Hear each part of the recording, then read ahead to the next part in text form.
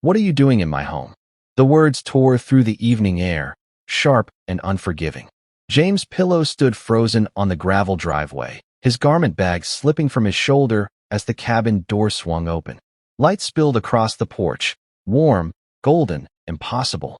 His cabin, the one he'd locked 6 months ago. The one that should be dark, empty, waiting. But it wasn't empty. A woman stood in the doorway, her dark hair falling loose around her face, eyes wide with something that looked like terror. She clutched an infant to her chest, the baby's tiny fist curled against her collarbone. And pressed against her leg, half hidden in shadow, a little girl no older than 6 gripped a faded teddy bear like it was the only thing keeping her upright. I can explain, the woman stammered, but James was already moving forward, boots heavy on the wooden steps. Explain? His voice climbed. You're in my house. He stopped at the threshold, and the breath caught in his chest. The cabin was transformed. Handmade curtains framed the windows. Fresh firewood, neatly stacked. The scent of something cooking, stew, maybe, drifted from the kitchen. Everything he'd left cold and abandoned now hummed with life. How long have you been here? James's hand moved to his pocket, fingers closing around his phone. Please, the woman whispered. Just let me. I'm calling the sheriff. Please don't make us leave. The voice was so small. James's thumb hovered over the screen, and he looked down. The little girl stared up at him, her brown eyes glassy with unshed tears, that bear clutched so tight her knuckles had gone white. His finger froze. To understand how James' pillow ended up paralyzed between a phone call and a frightened family in his own doorway, we have to go back 6 months to the day he decided to disappear. Before we get into that, here's a special shout-out to Melissa Rodriguez watching from Australia. Thank you for being one of our amazing supporters and engaging with the channel. A character in the story was named in your honor.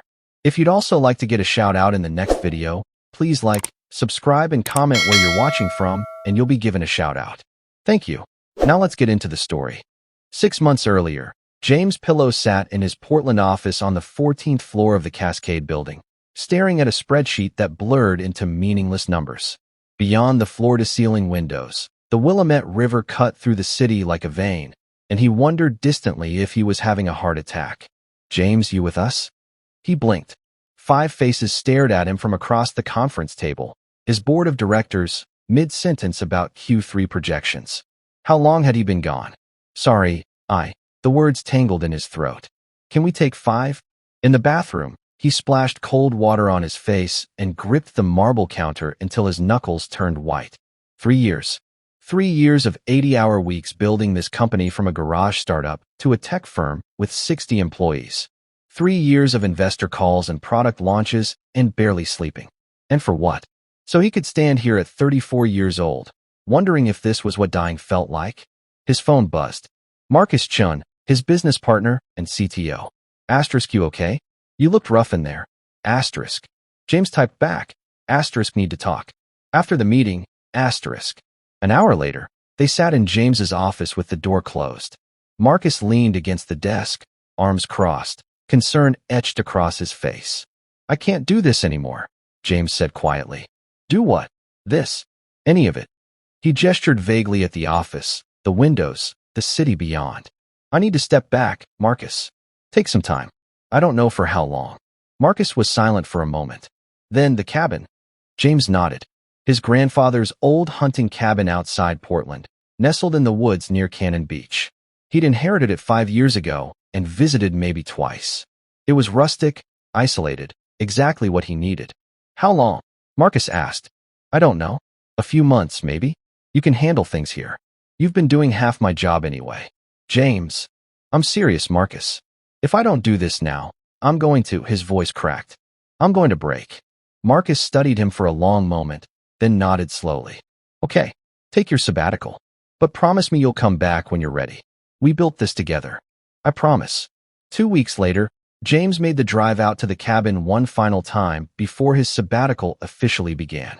The place looked exactly as he remembered, weathered wood siding, a sagging porch, surrounded by towering Douglas firs. Inside, dust covered every surface. The air smelled stale and forgotten. He walked through the room slowly, running his fingers along the furniture his grandfather had built by hand. the stone fireplace, the kitchen with its ancient appliances, the bedroom where he'd slept as a kid during summer visits. "I'll be back," he whispered to the empty cabin, though he wasn't sure if he was promising or hoping. He locked the door, tested it twice, and drove away without looking back. The next 6 months blurred together in the best possible way. James flew to Costa Rica and learned to surf. He spent 3 weeks in a meditation retreat in Northern California where they took his phone on day 1. He went to therapy twice a week via video calls from whatever city he landed in. Slowly, carefully, he began to remember what it felt like to breathe without his chest tightening. He didn't check his email, didn't read the company's Slack. Marcus sent weekly updates that James skimmed but rarely responded to beyond a thumbs-up emoji. The business was fine. The world kept turning without him. And slowly, gradually, James felt something shift inside him. The constant anxiety that had lived in his chest for 3 years began to loosen its grip. He started sleeping through the night, started laughing at things again. By month 5, he began thinking about the cabin, about returning, not to Portland and the company, not yet, but to that quiet place in the woods where he could continue healing at his own pace. On a Tuesday morning in early November, James packed his SUV in the parking garage beneath his Portland apartment. The vehicle was stuffed with groceries from the Safeway on Burnside, enough supplies for at least 2 weeks of solitude. He'd stopped by REI for a new sleeping bag, fresh firewood from a stand on Powell Boulevard, and a case of bottled water. The drive along Highway 26 felt different this time. 6 months ago, he'd been running away. Now, he was running toward something. Toward quiet. Toward himself, maybe. The forest thickened as he drove west, Douglas firs rising like cathedral pillars on either side of the road. Autumn light filtered through the branches, painting everything gold and amber. James cracked the window, breathing in the scent of pine and damp earth. His chest felt light, open. For the first time in years, he wasn't dreading what came next. The turnoff for the cabin appeared just as the sun began its descent toward the horizon. James guided the SUV down the narrow dirt road, gravel crunching beneath the tires. Almost there. Almost home. Then he saw them. Fresh tire tracks in the gravel. Recent ones, cutting through the layer of fallen pine needles. James's hands tightened on the steering wheel. Probably just hikers, he told himself. Or maybe the county had been out here checking on properties. Nothing to worry about. But as he rounded the final bend and the cabin came into view, every rational explanation evaporated. Light glowed behind the windows. Have you ever returned home to find your life completely different than you left it? Share your story in the comments below. James's fingers still hovered over his phone screen, the sheriff's number glowing in the dim light. Melissa's tear-filled eyes hadn't left his face. The little girl's whispered plea, asterisk, please don't make us leave, asterisk, echoed in the space between them. Wait, Anabelle said, her voice trembling. She shifted the baby to one hip and reached into her back pocket, pulling out a folded stack of papers. Please, just look at these first. I can prove I'm not some squatter. I have receipts. I've been paying rent. James lowered the phone slowly. Rent? To who? Derek Hutchins. He manages properties in the area. At least, that's what he told me. She thrust the papers toward him with shaking hands. I found the listing online 6 months ago. The cabin was advertised as available for long-term rent. I called the number, met him in Cannon Beach at the Pig and Pancake, and signed a lease. James took the papers, his jaw tight. The first document was a lease agreement, professionally formatted, with an address matching his cabin. Monthly rent, $1,200. The signature at the bottom read Derek Hutchins, property manager. This is fake, James said flatly. I know that now, Anabelle whispered. But I didn't then.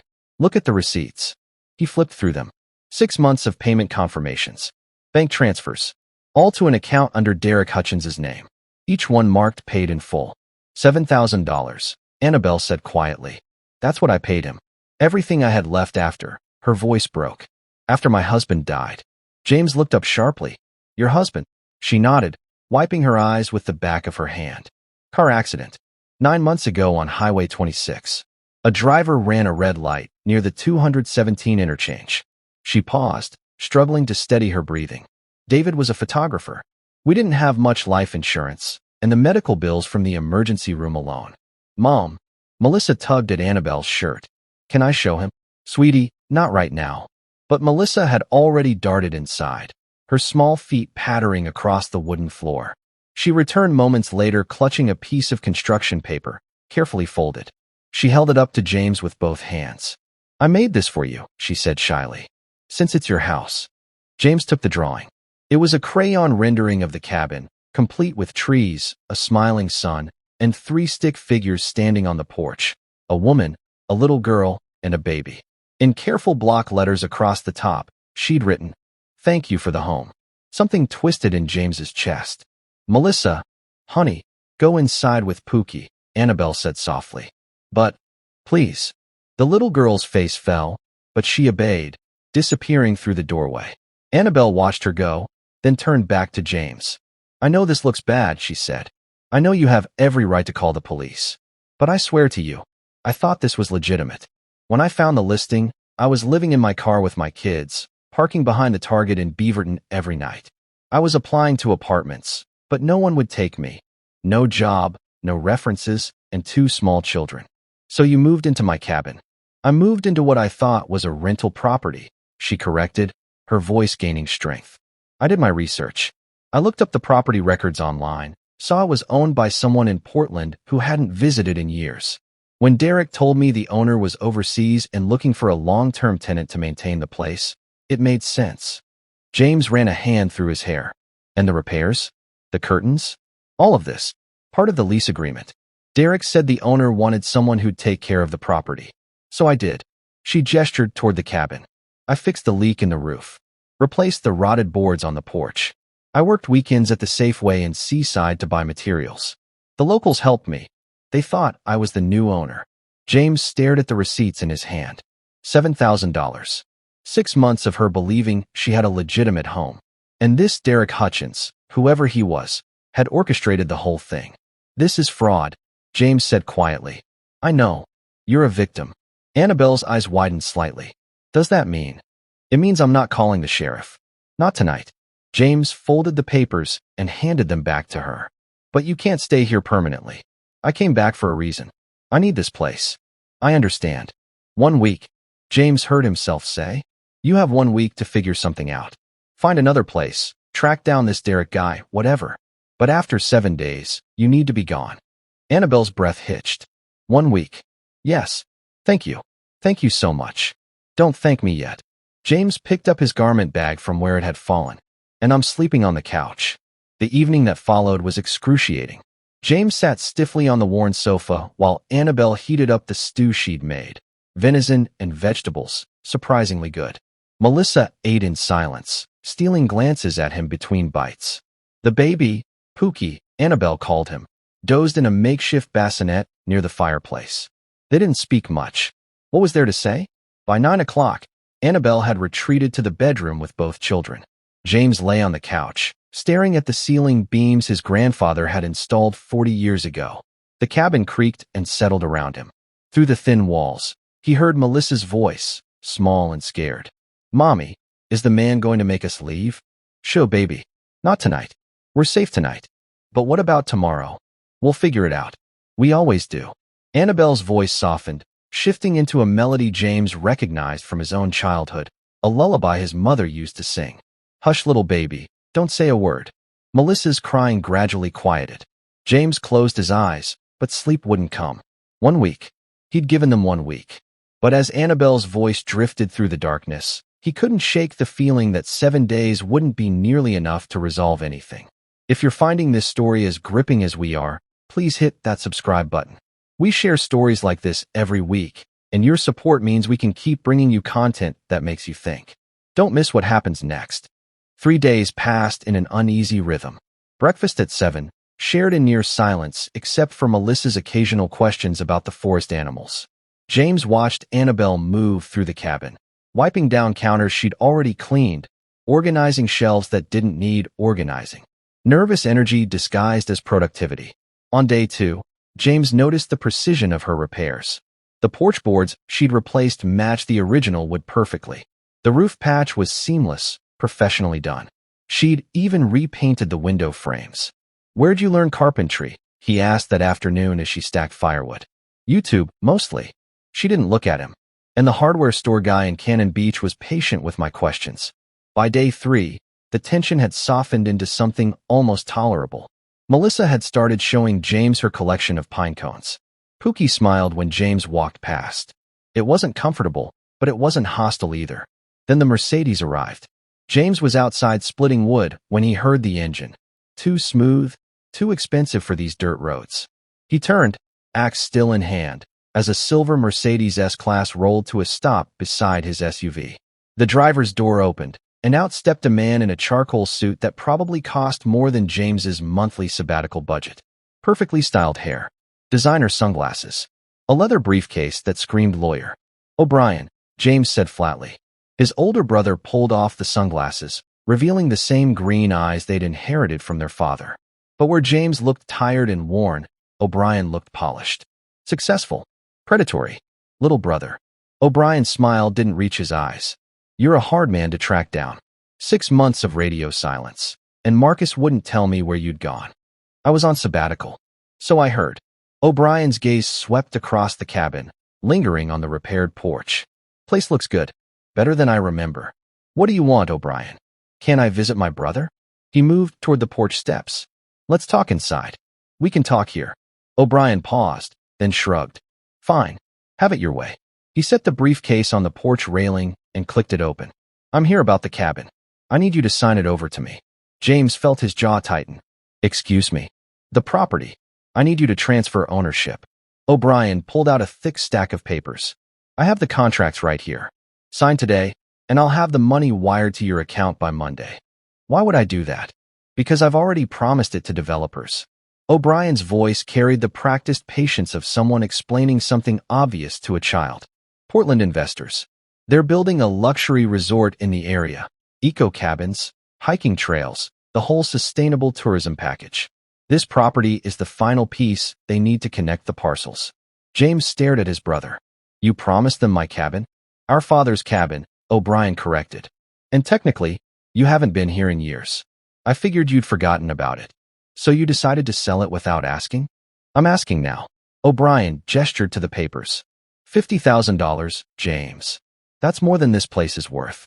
Take the money and go back to your meditation retreats or whatever you've been doing." Inside the cabin, James heard movement. A shadow passed behind the window. "Anabelle, listening?" "No," James said. O'Brien's expression hardened. "No, I'm not selling." "James, be reasonable." "I said no." O'Brien's hand slammed down on the briefcase. "I've already spent that money. The investors gave me an advance to secure the property. If you don't sign, I'm on the hook for $500,000 I don't have." "That's your problem." "Actually, it's our problem." O'Brien's voice dropped to something cold and sharp. "Because if you force me into bankruptcy, I'm taking you down with me. We're still co-signers on Dad's estate loan. Remember that? I go down, you go down." James felt his stomach drop. He'd forgotten about the loan, taken out years ago to settle their father's medical debt. They'd both signed, and technically, both were liable. "You're bluffing. Try me." O'Brien shoved the papers toward him. "Sign the cabin over, or I'll have my lawyers file a petition action. I'll force a sale, drag this through the courts, and by the time we're done, neither of us will have anything. Your choice, little brother." The cabin door opened. Anabelle stood in the threshold, Pookie on her hip, eyes wide. "I'm sorry," she said quietly. "I didn't mean to eavesdrop, but—" "Who's this?" O'Brien's gaze flicked between her and James. "You have squatters?" "They're not squatters." "Then who are they?" "It's complicated," James said through gritted teeth. O'Brien's smile returned, predatory and knowing. "Oh, this gets better. You've got unauthorized occupants in the property, which makes this a landlord-tenant situation. That actually works in my favor." He pulled out his phone. "I can call the sheriff right now. Have them removed for trespassing. Clear the property for the sale." "Don't," James said.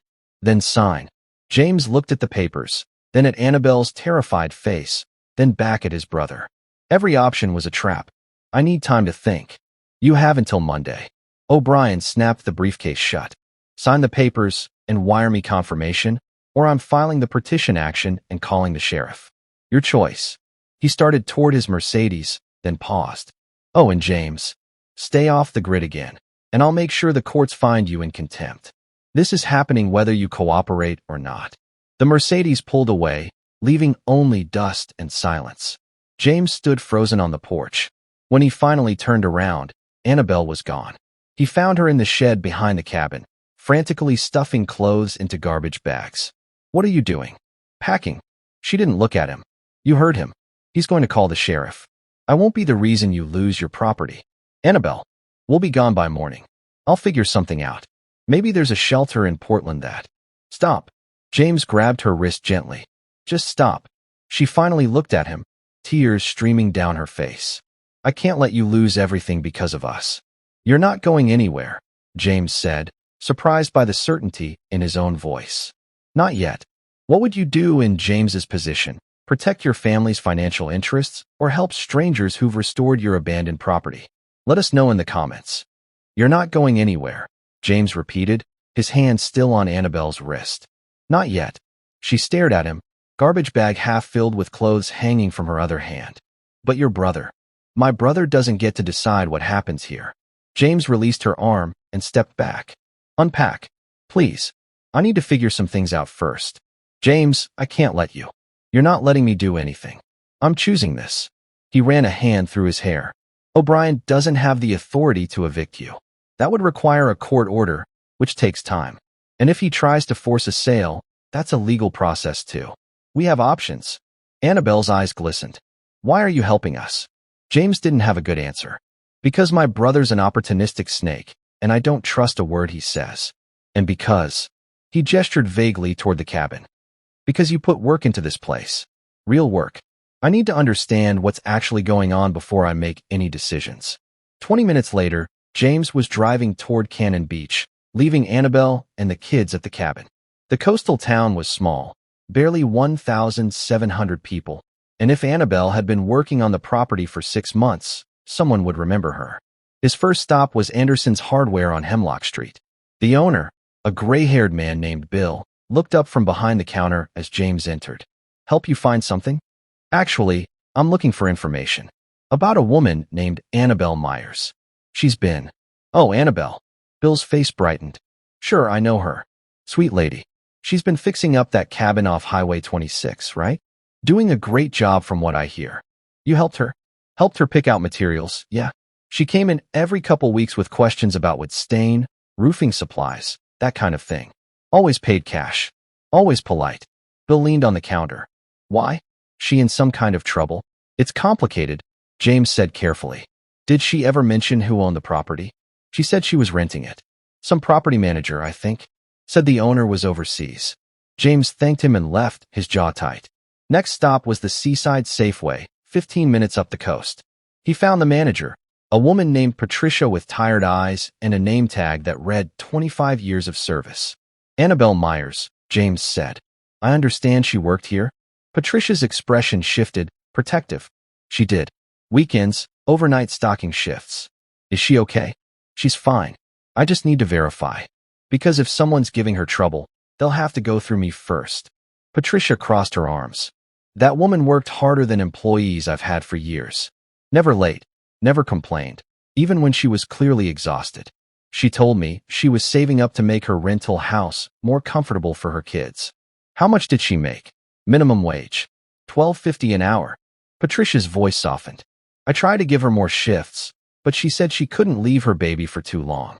She'd come in Saturday and Sunday nights, work 8 hours, then drive back to wherever she was staying." James did the math in his head. 8 hours, 2 days a week, for 6 months. Maybe $5,000 before taxes. She'd spend it all on repairs to his cabin. "Thank you," James said quietly. Back at the cabin, he spent 2 hours on his laptop, digging through county property records. His grandfather had left the cabin to him free and clear, no mortgage, no liens. But buried in the recent filing history, James found something that made his blood run cold. An adverse possession claim, filed by O'Brien Pillow 3 months ago. The claim argued that James had abandoned the property for 5 years, a lie, and that O'Brien, as next of kin, had maintained it in his absence. Another lie. The claim was still pending review, but if it went through, O'Brien could legally take ownership. James grabbed his phone and called his brother. O'Brien answered on the second ring. "Change your mind about signing? I found your adverse possession filing." Silence. "Then so." So you've been planning this for months. The resort developers, the urgent sale, that's all smoke. You wanted the property for yourself. Prove it. I don't have to prove it. I just have to show up at the hearing and contest the claim. Tell them I was on sabbatical, not abandoning anything. O'Brien's laugh was cold. Good luck getting to that hearing, little brother. Have you checked the weather forecast? James pulled the phone from his ear and opened the weather app. His stomach dropped. Winter storm warning. Major system approaching Oregon coast. Heavy snow expected. Highway closures likely within 24 hours. You knew? James whispered. Of course I knew. I've been tracking that storm for 3 days. O'Brien's voice dripped with satisfaction. By the time you're snowed in, I'll have filed emergency motions with the court. Abandoned property, adverse possession, the works. And with you unreachable and squatters on the premises, the judge will side with me. You can't. I already have. Enjoy your week in the woods, James. When the snow melts, this cabin won't be yours anymore. The line went dead. James stood frozen, phone in hand, as the first snowflakes began drifting past the window. He looked at the TV mounted above the fireplace and turned it on. The local news was already covering the storm, expecting 12 to 18 inches in the coast range, with winds up to 50 miles per hour. Highway 26 will close by midnight tonight. Residents are urged to stock up on supplies and prepare for at least 3 days without road access. Behind him, Anabelle emerged from the bedroom, Pookie asleep against her shoulder. James? What's wrong? He turned to face her, the weight of it settling over him like the snow beginning to accumulate outside.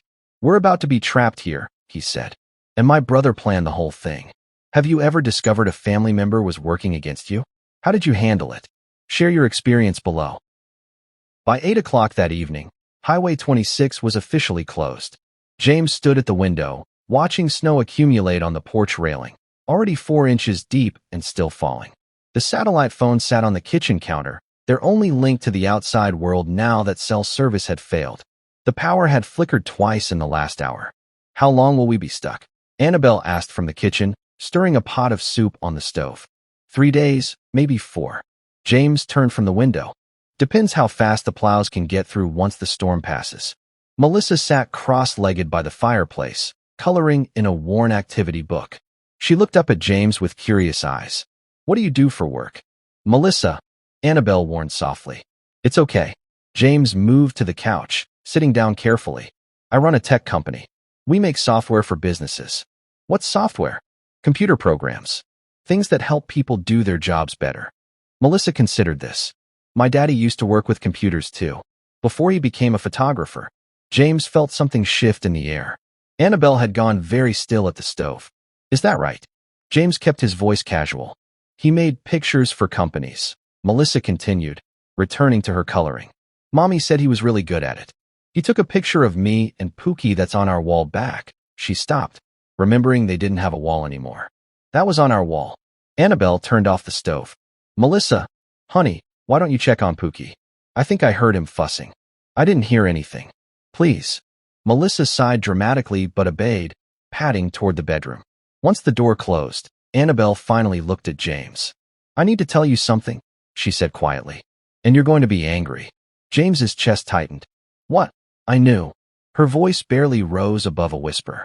Before I moved in, I knew who owned this cabin. The room seemed to contract. What? When Derek Hutchins approached me with the rental listing, something felt off. So I looked up the property records. I found your name. James Pillow. She gripped the counter. And then I Googled you and found your company. Pillow Systems. James stood slowly. You knew this whole time? Yes. And you moved in anyway? I was desperate. Tears welled in her eyes. I had 2 kids and nowhere to go. But I thought maybe if the owner ever came back, if I'd taken care of the place, maybe they'd understand. Maybe they'd show compassion. That's not how property law works. I know that. Her voice cracked. I know it was stupid and wrong and probably illegal. But I didn't know what else to do. My husband worked for you, James. The words hung in the air like smoke. What did you say? David Myers. He was in your marketing department 3 years ago. Only for about 8 months before he left to pursue photography full-time. James's mind raced through employee rosters, faces in the Portland office. The photographer guy? Blonde hair, always had a camera bag. That's him. He was good. Really good. I remember being disappointed when he quit. James sank back onto the couch. He left on good terms. We even hired him as a contractor for a few product shoots after that. He loved that work. Annabelle's voice softened, said it felt like the first time he'd done something that actually mattered. Not just selling products, but creating something beautiful. What happened? The accident. Highway 26, just past the 217 interchange. 9 months ago, someone ran a red light doing 60. She wiped her eyes. He was coming home from a shoot in Portland. The other driver walked away. David didn't. James felt like he'd been punched. Annabelle, I'm so sorry. The medical bills came first, then the funeral costs. Then I realized David's freelance work meant no life insurance through the company. We let our personal policy lapse 6 months before because we couldn't afford it. She laughed bitterly. So there I was, with a toddler and an infant, drowning in $50,000 of debt I couldn't pay. That's why you ended up in your car. That's why I ended up here. She gestured at the cabin. When I saw this place, abandoned and forgotten, I thought, maybe this is my second chance. Maybe if I fix it up, make it beautiful, the owner will see I'm not just some parasite. I'm someone trying to survive. James stood and walked to the kitchen window, staring at his reflection in the dark glass. I had no idea David had died. If I'd known. You would have what? Sent flowers? A sympathy card? Annabelle's tone wasn't accusatory, just exhausted. You employ 60 people, James. You can't keep track of everyone who used to work for you. I should have. They fell silent. Outside, the wind howled through the Douglas firs, shaking snow from branches. The power flickered again, lights dimming before stabilizing. I found your rejection letters, James said quietly. In the shed. Seattle, Tacoma, Spokane. All denied. Annabelle nodded. No employment history for 2 years. No references. No cosigner. I was radioactive to landlords. The system failed you. The system didn't care enough to fail me. It just ignored me entirely. She ladled soup into bowls. Come on. We should eat before the power dies completely. They ate in silence, Melissa returning from the bedroom to join them. The conversation shifted to safer topics. Melissa's favorite animals, the books Annabelle had been reading to her, the way Pookie smiled when he heard singing. But underneath it all, something had changed. The walls between them had crumbled, replaced by a fragile understanding. Near midnight, James dozed on the couch, the fire reduced to glowing embers. A scream jolted him awake, high-pitched, terrified. Pookie. Annabelle burst from the bedroom, the baby thrashing in her arms. Even in the dim light, James could see the child's face was flushed, his tiny body rigid. No, no, no, Annabelle whispered, pressing her palm to Pookie's forehead. Her face drained of color. Oh God. James, he's burning up. Sometimes the people we help end up helping us in ways we never expected. If this story is touching you, please subscribe and share it with someone who needs to hear it. Your support keeps these stories coming. Oh God. James, he's burning up. James was already moving, crossing the cabin in 3 strides. Pookie's screams filled the small space, raw and primal. The baby's face was crimson, his small body trembling in Annabelle's arms. Let me see. James pressed the back of his hand to Pookie's forehead. The heat was alarming. Do you have a thermometer? In the diaper bag, bathroom. I'll get it. Stay here. Keep him calm. James ran to the bathroom, finding the digital thermometer in a worn canvas bag. When he returned, Annabelle had Pookie pressed against her chest, rocking desperately. Under his arm, James instructed, clicking the thermometer on. The device beeped after 30 seconds. 103.2 degrees Fahrenheit. That's too high. Annabelle's voice broke. That's way too high. We need to get him to a hospital. We can't. The roads are closed. James's mind raced, pulling up memories from a college course he'd nearly forgotten. Emergency Response 101, sophomore year. He'd taken it to fill a science credit. But I know what to do. We need to bring the fever down gradually. Too fast can cause shock. James. Annabelle, listen to me. He gripped her shoulders, forcing eye contact. I'm certified in basic emergency response. It's been years, but I remember the protocol. We can handle this. But I need you to trust me. She nodded, tears streaming down her face. Okay. First, we need lukewarm water. Not cold, lukewarm. Fill the kitchen sink about halfway. James took Pookie from her arms. The baby's screams had weakened to hoarse whimpers. Go. Now. Anabelle stumbled toward the kitchen. James carried Pookie to the couch, laying him down gently and stripping off his onesie. The child's skin radiated heat. Mommy.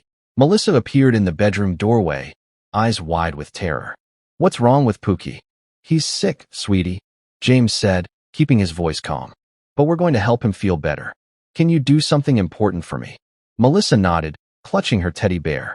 I need you to get every towel you can find. Small ones, big ones, all of them. Can you do that? Yes. She ran toward the bathroom. Water's ready. Anabelle called from the kitchen. James carried Pookie to the sink. The baby's whimpers intensified as James lowered him into the lukewarm water, but James held firm, supporting the infant's head and back.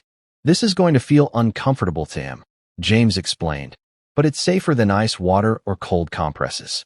We need to cool him gradually. Anabelle, would a washcloth and gently wipe his chest and arms. Slow motions, like you're giving him a regular bath. Annabelle's hands shook as she followed instructions. Melissa returned with an armful of towels, setting them on the counter. Good job, Melissa, James said. Now I need you to sit by the fireplace and keep it going. Can you add one piece of wood every 15 minutes? I can do that. Melissa grabbed the poker, grateful to have a task. Outside, the wind screamed through the trees. A sharp crack echoed through the forest, a Douglas fir branch breaking under ice. The cabin lights flickered once, twice, then died completely. No, Anabelle whispered. It's okay. James kept his voice steady even as darkness swallowed the room. Melissa, can you see the fire? Yes. That's our light source now. Keep feeding it, just like I said. James's eyes adjusted slowly to the firelight casting dancing shadows across the walls. He checked his watch, 12:47 a.m. He'd check Pookie's temperature again at 1 o'clock. Talk to him, James told Anabelle. Sing. Keep him calm. Anabelle began humming the same lullaby James had heard through the walls days ago. Her voice trembled, but it was steady enough. Pookie's whimpers gradually quieted. At 1 a.m., James lifted the baby from the water and wrapped him in a towel. The thermometer read 102.4 degrees Fahrenheit. Still high, but dropping. It's working, James said. Thank God. Anabelle pressed her face into Pookie's damp hair. Thank God. They moved to the couch. James showed Anabelle how to do temperature checks every 15 minutes, how to watch for signs of seizure or respiratory distress. Melissa had fallen asleep on the floor by the fire, her teddy bear tucked under her arm. At 1:45 a.m., the fever was 101.8 degrees Fahrenheit. At 2:30 a.m., 101.2 degrees Fahrenheit. Why did you learn all this? Anabelle asked quietly, adjusting Pookie in her lap. Emergency response. College requirement. I never thought I'd actually use it. James rubbed his eyes. I spent the last 3 years behind a desk, making decisions about software architecture and quarterly projections. Didn't realize how much I missed actually helping people directly. You miss it now? Yeah, James admitted. I think I do. By 3 a.m., Pookie's temperature had dropped to 100.1 degrees Fahrenheit. The crisis point had passed. James and Anabelle took shifts monitoring him, one watching the baby while the other dozed for 30-minute intervals. The fire burned low but steady, fed by Melissa's careful additions before she'd fallen asleep. Dawn crept through the windows, gray and cold. Snow had stopped falling, leaving everything buried under what looked like 15 inches. Pookie slept peacefully in Annabelle's arms, his breathing even and normal. The thermometer read 99.2 degrees Fahrenheit. It broke, Anabelle whispered, tears of relief streaming down her face. The fever broke. James exhaled slowly, feeling the tension drain from his shoulders. He's going to be fine. Because of you. Anabelle reached across the space between them and squeezed his hand. Thank you doesn't even begin to. The satellite phone erupted with a shrill ring, shattering the quiet moment. James grabbed it from the kitchen counter. The caller ID showed O'Brien's number. What? James answered flatly. Good morning, little brother. O'Brien's voice dripped with false cheerfulness. How's the weather up there? Snowed in yet? What do you want? Just checking in. Making sure you're thinking clearly about our conversation. The deadline's Monday, remember? 3 days to sign those papers. Or I file the petition action. I'm not signing. Not even to protect your squatters. O'Brien's tone sharpened. Because I've already contacted the sheriff. Once the road's clear, he'll be paying you a visit. Eviction notice in hand. James looked at Anabelle, at Pookie sleeping peacefully, at Melissa curled up by the dying fire. Something hardened in his chest. You do what you have to do, James said quietly. So will I. He ended the call. Anabelle stared at him. James, what are you? I'm not letting him win. James set the phone down with finality. Not this time. What's the most difficult choice you've ever made while helping someone in crisis? Tell us in the comments. We'd love to hear your story. The satellite phone rang again 30 minutes later. Then 30 minutes after that. And again. And again. Each time, O'Brien's voice grew sharper, more insistent. By noon, James had stopped answering, letting the calls go to a voicemail system that didn't exist. But the ringing continued, relentless as a heartbeat. He's not going to stop, Anabelle said, watching James stare at the phone from across the room. I know. James, maybe you should just. No. The phone rang again. This time, James answered and put it on speaker. Finally, O'Brien snapped. I was beginning to think you'd frozen to death up there. What do you want? I want you to be reasonable. The sheriff has the eviction order ready. The moment those roads clear, he's coming up there. And when he finds those people in your cabin, people you have no legal right to shelter, it's going to look very bad for you in court. You mean the court hearing for your fraudulent adverse possession claim? O'Brien laughed. Fraudulent? I maintained that property for years while you ignored it. You've never set foot on this property in your life. Prove it. James's jaw clenched. I have receipts. Records. I can show. You can show that you abandoned it for 6 months while squatters moved in and made it their home. That's going to play great with the judge.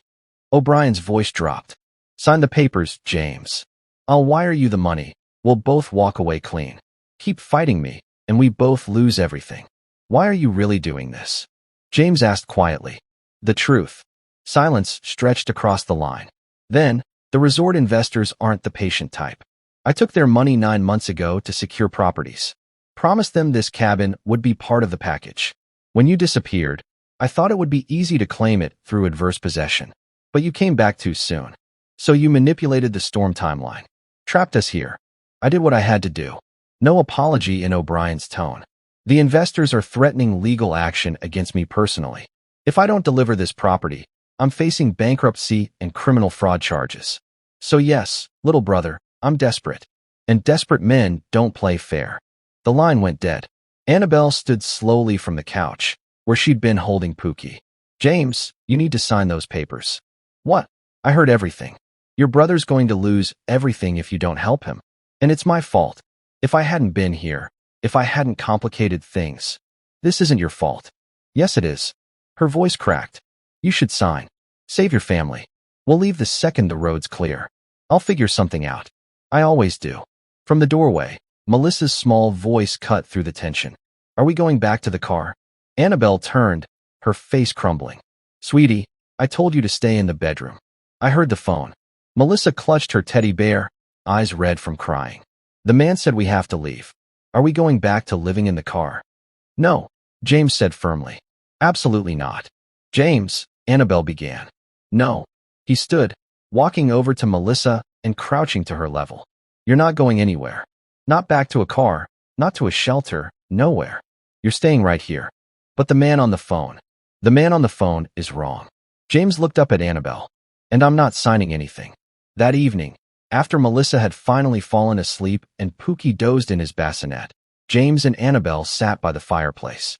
The storm had passed, leaving the world outside buried in white silence. I need to tell you something else, Anabelle said quietly. About why I really researched you. James waited. When I found out you owned this cabin, I looked up your company. Read articles about you. About how pillow systems grew so fast. How you were some kind of tech genius. She stared into the flames. And I wondered if you were the kind of person who'd understand what it means to lose everything. Or if you were the kind who'd just call the cops and never think about us again. Which kind did you decide I was? I wasn't sure. But I hoped. She glanced at him. I hoped you were someone who'd see that I was trying. That I wasn't just some deadbeat looking for a handout. I was someone who'd lost her husband, her home, her entire life, and was fighting like hell to build something new for her kids. James nodded slowly. Can I tell you something? Of course. The sabbatical, it wasn't just burnout. He chose his words carefully. 3 years ago, when I started the company, I had this vision of building something that mattered. Software that actually helped people do meaningful work.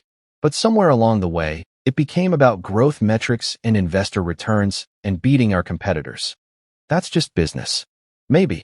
But I stopped recognizing myself. I'd make decisions purely based on profit margins. Cut corners that compromise quality. Push employees harder than they should be pushed. He rubbed his face. When Marcus told me to take time off, I realized I'd become the kind of person I used to despise. Someone who valued success over everything else. Is that why you came back here? I came back to remember who I used to be. Before the money, before the pressure. When my grandfather brought me to this cabin as a kid, he used to say that a person's character shows in how they treat people who can't do anything for them. James looked at Anabelle. You can't do anything for me.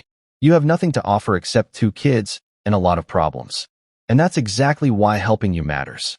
Annabelle's eyes glistened. James, I'm not signing those papers. I'm not letting O'Brien bully me into abandoning who I'm trying to become. And I'm sure as hell not letting him evict you. But the sheriff, we'll get here when he gets here. And when he does, we'll deal with it. James stood, walking to the window. Outside, moonlight reflected off the snow, turning everything silver. My brother thinks he can force my hand by creating a crisis. But he's wrong. I've spent the last 6 months learning to make decisions based on what's right, not what's easy. Even if it costs you everything.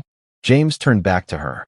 If doing the right thing costs me everything, then maybe I was holding on to the wrong things to begin with. The cabin fell silent except for the crackling fire. Somewhere outside, a branch released its burden of snow with a soft thump. Dawn is coming, Anabelle whispered. The roads will clear soon. I know. And then the sheriff arrives. I know that too. James sat back down. But I'm not backing down. Not this time. When family loyalty conflicts with doing what's right, which should win? Share your perspective in the comments below.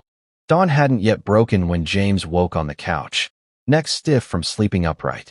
The fire had burned down to embers, casting barely enough light to see by. Across the room, Anabelle sat in the rocking chair, Pookie asleep against her chest, staring at nothing. You should sleep, James whispered. Can't. Her voice was hollow. Every time I close my eyes, I see us back in the car. Melissa asking why we can't have a home. Pookie crying because he's cold. James stood, adding wood to the fire. Sparks danced upward as the logs caught. That's not going to happen. You can't promise that. I can try. Anabelle shifted Pookie gently, laying him in the bassinet beside her. The baby didn't stir. On the couch, Melissa slept curled around her teddy bear, peaceful and unaware. I want to show you something, Anabelle said quietly. She retrieved a manila folder from the bedroom, its edges worn from handling. All my documentation. Everything I have proving I acted in good faith. She spread the papers on the coffee table. Lease agreement. Payment receipts. Emails with Derek Hutchins discussing repairs. Photographs documenting the cabin's condition when she arrived versus now. Receipts from Anderson's Hardware. Pay stubs from the Safeway. This is 6 months of my life, she said. Proof that I wasn't some criminal squatting in your property. I was a mother trying to give her children stability. James examined each document carefully. The transformation was undeniable. The cabin in the before photos was barely habitable. Rotted porch boards, broken windows, a roof sagging dangerously. The after photos showed the place he'd walked into days ago. Restored, cared for, loved.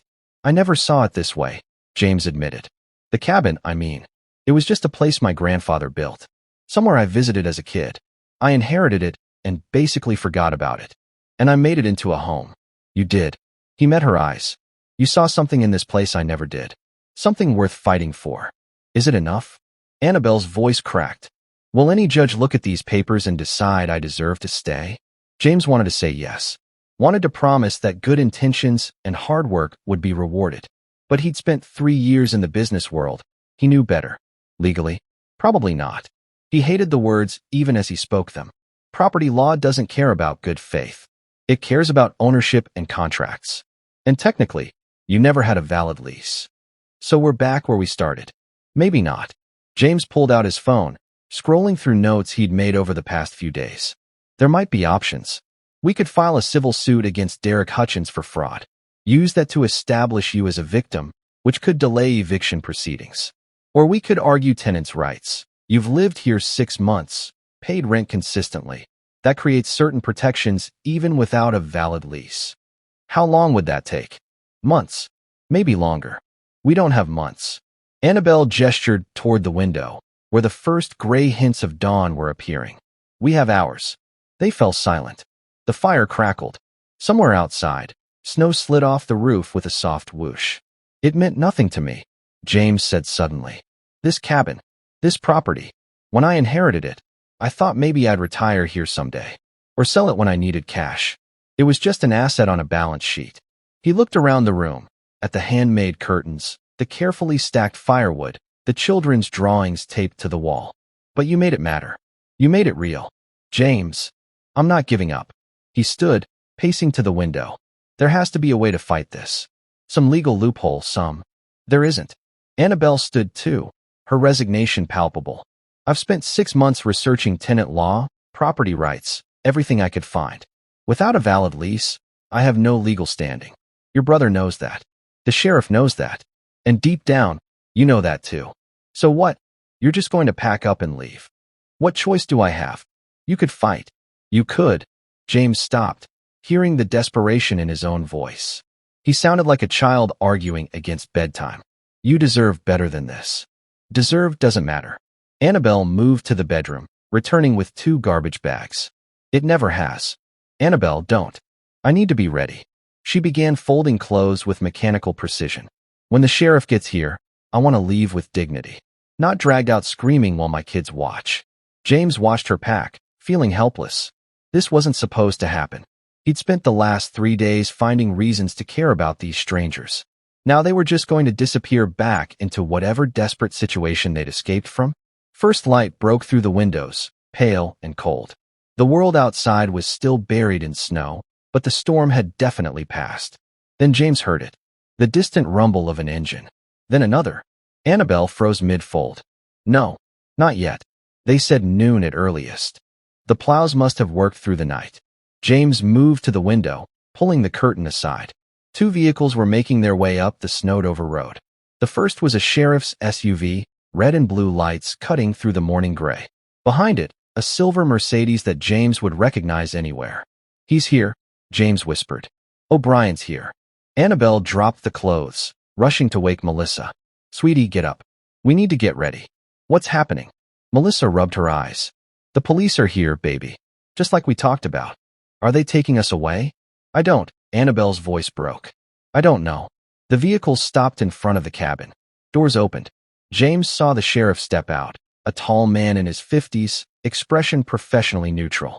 Then O'Brien emerged from the Mercedes, briefcase in hand, looking far too pleased with himself. James turned from the window, his decision crystallizing. Stay inside with the kids. James, stay inside.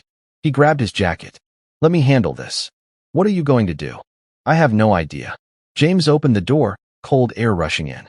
But I'm not letting him win without a fight. He stepped onto the porch, pulling the door closed behind him. Through the window, he saw Anabelle gather both children close, her face pale with terror. The sheriff started up the walkway. O'Brien followed, his smile sharp as glass. Have you ever had to choose between what's legally right and what's morally right? How did you decide? Let us know in the comments. The sheriff's boots crunched through snow as he approached the porch, his breath forming clouds in the frigid air. James stood at the top of the steps, arms crossed, trying to project confidence he didn't feel. James Pillow, the sheriff asked. That's me. Sheriff Tom Brennan, Clatsop County. He pulled a document from inside his jacket. I have a court-ordered eviction notice for the occupants of this property. Are they inside? They are. James didn't move. But there's been a misunderstanding. Mr. Pillow. The sheriff's tone was professional but firm. I understand this is complicated, but the law is clear. The occupants have no legal right to be here. This eviction is valid and must be enforced immediately. Behind the sheriff, O'Brien climbed the porch steps, briefcase in hand. His smile was victorious. Morning, little brother. Sleep well. Get off my property. Your property? O'Brien laughed. That's what we're here to discuss. He opened the briefcase, pulling out papers James had seen before. Sheriff Brennan, before you proceed with the eviction, my brother and I need to resolve a small matter of ownership. The sheriff frowned. Ownership? The property records show that James Pillow inherited this cabin 5 years ago, yes. But he's been absent for extended periods, and I've filed an adverse possession claim that's currently under review. O'Brien held up the sale documents. However, if James signs these papers right now, we can avoid the whole messy legal process. The property transfers to me. I compensate him fairly, and everyone moves on. Through the window, James caught movement. Melissa had woken up, her small face pressed against the glass. When she saw the police lights, her eyes went wide. She clutched her teddy bear, mouth forming words James couldn't hear. James. The sheriff was waiting. I need a minute. Clock's ticking, O'Brien said. Sign now, and I'll even give your squatters money for a motel. $200. That's generous considering they're criminals. They're not criminals. They're trespassing. That's literally a crime. O'Brien set the papers on the porch railing, producing a pen. Make this easy. Sign. Let the sheriff remove them peacefully. Take the money and walk away. James looked through the window again. Anabelle had joined Melissa, Pookie in her arms. She was preparing her daughter for what came next, gathering bags, putting on jackets. Her face was resigned, defeated. Sheriff, James said slowly. What happens if I refuse to sign? Then I proceed with the eviction as ordered. The occupants will be removed from the property immediately. Sheriff Brennan's expression softened slightly. Look, I don't like this any more than you do. But the law doesn't give me discretion here. And if I do sign, then the property belongs to your brother, and he can decide whether to press trespassing charges or not. The sheriff glanced at O'Brien. Though I'd strongly encourage him to show mercy. I'll show mercy, O'Brien said quickly. $200 for a motel, like I said. Everyone wins. James's hand moved toward the doorknob. He needed to go inside, needed to. A vehicle engine rumbled in the distance. Getting closer. Are you expecting someone else? The sheriff asked. No, James and O'Brien said simultaneously. The cabin door opened from inside. Anabelle stepped out, Pookie bundled in her arms, her face set with determination. Wait, she said. Before anyone signs anything or enforces anything, you need to see this. She shifted Pookie to one arm and pulled folded papers from her jacket pocket. I found these last night, hidden in the shed where I'd been storing boxes. Anabelle, what are you? James started. These are the original lease documents Derek Hutchins gave me. I'd kept them separate from my copies. She unfolded them, hands shaking. But look at the signature page. Look closely. The sheriff took the papers. James and O'Brien crowded closer. The signature at the bottom read, Derek Hutchins, property manager, H&P Development LLC. So, O'Brien's voice was tight. Some scam artist forged. H&P Development. Anabelle interrupted. Hutchins and Pillow Development.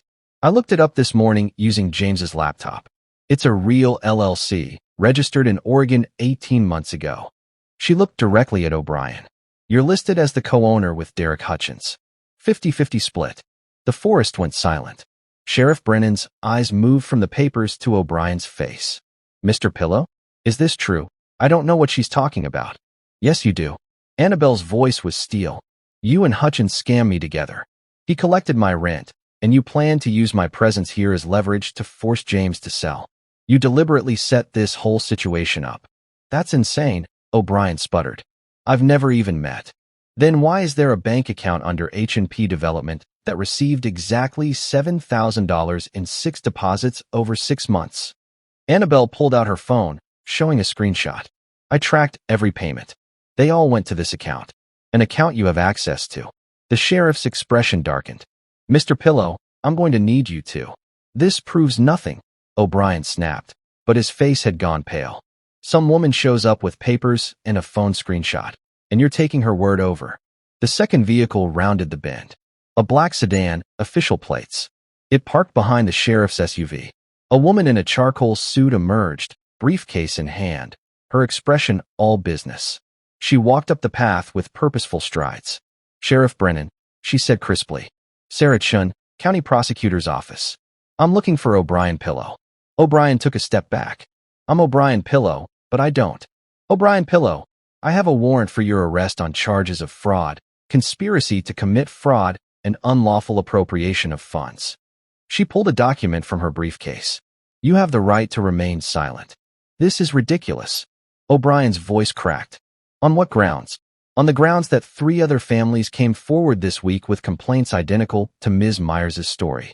Your partner, Derek Hutchins, was arrested yesterday morning. He provided a full confession in exchange for a reduced sentence. Chen's smile was cold, including details about your partnership, your scheme to defraud tenants, and your plan to use their presence to force property sales from unwilling owners. James turned slowly to his brother. What did you do? O'Brien's mouth opened, closed, opened again. No words came out. Inside the cabin, Melissa's voice drifted through the open door, small and hopeful. Are we staying? James's hand remained frozen on the doorknob. The sheriff was reading Anabelle's documents. The prosecutor was reading O'Brien's rights. His brother's face had gone from pale to gray, sweat beading on his forehead despite the cold. Everything James thought he knew, about the cabin, about O'Brien's desperation, about Anabelle's arrival, all of it was inverted in a single moment. But whether this revelation saved them or destroyed them all, whether Melissa's question would ever be answered, whether the truth was enough to undo the legal machinery already in motion, all of it remained suspended in the frozen Oregon morning, caught between what had been and what might be, with James standing at the threshold of everything uncertain. We can't leave you hanging like this. Part 2 is coming soon, but only if you subscribe right now. Hit that button and turn on notifications so you don't miss the moment James finally answers Melissa's question. This story isn't over, not by a long shot. Subscribe now, and thank you for being part of this journey with us.